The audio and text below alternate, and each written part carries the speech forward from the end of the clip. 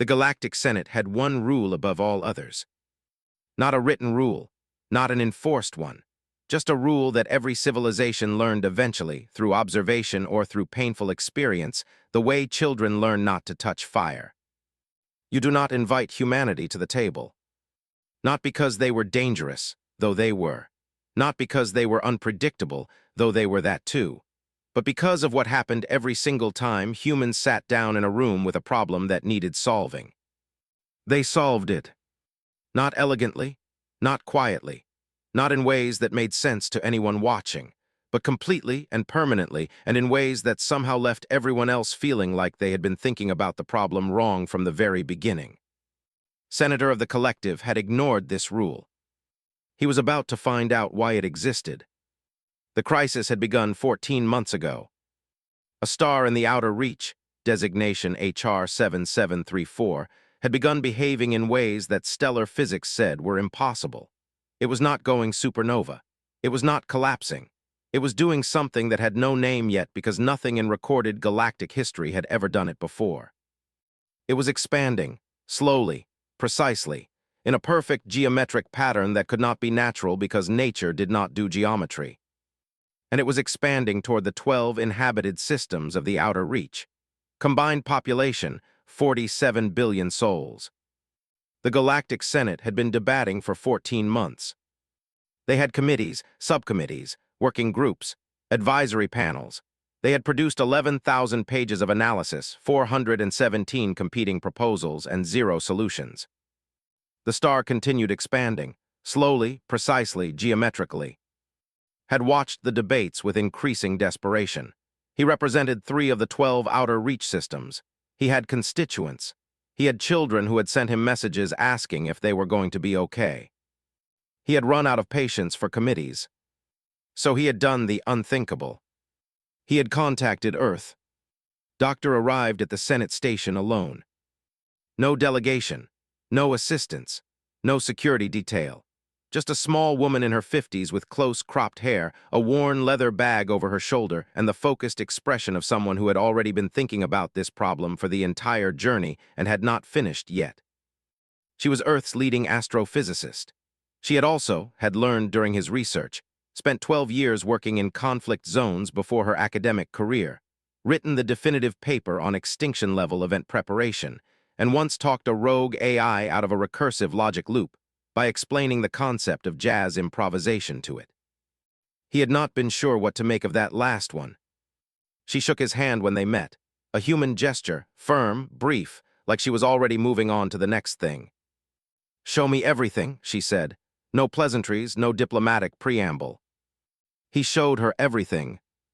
She did not speak for 4 hours. She read. She watched the stellar data. She ran calculations on a small device she had brought from Earth, occasionally making sounds that were not quite words, small noises of interest or disagreement that she seemed unaware she was making.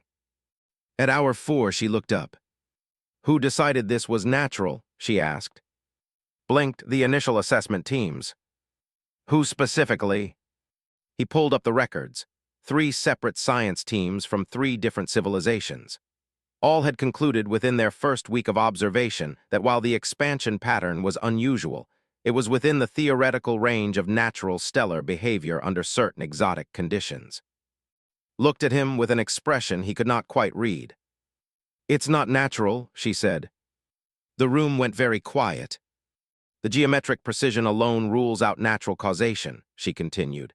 "The expansion rate is not accelerating or decelerating, it's perfectly constant. Natural systems don't do that. Natural systems have variance. This has none." She pulled up the stellar data on the room's display and drew 3 lines on it with her finger. "These angles, 37.2 degrees, repeated across every expansion vector we have data on. 37.2 degrees is not a number that appears in natural stellar physics. It appears in engineering." "Engineering," said slowly. "Something built this," said. "Or something is doing this deliberately. The star is not misbehaving, it's being used." The silence in the room had a different quality now. "Used for what?" asked. "That," she said, picking up her bag and standing, "is what we need to find out. I need a ship. I need to go closer. and I need you to clear me through whatever security protocols you have around the exclusion zone. The exclusion zone exists because your ships don't have adequate shielding for the radiation levels at close approach, she said. I know. I read your technical reports on the journey here. Earth ships do. We built them differently after our second near-extinction event. We had a radiation problem of our own. She almost smiled. We tend to overbuild after things try to kill us. What found at HR 7734 rewrote 3 fields of science simultaneously. The star was not malfunctioning. It was not being weaponized. It was something that none of the Senate's 14 months of committees had considered because none of them had been thinking about the problem from the right direction. It was a beacon, buried in the geometric expansion pattern, visible only when you were close enough, only when you had instruments sensitive enough, only when you were looking for engineering instead of natural phenomena, was a signal. Ancient, precise, repeating. A message from something that had been here before any of the current galactic civilizations existed. Something that had built this signal into a star the way humans might carve a message into stone, expecting it to last, expecting that whoever found it would be capable of understanding it.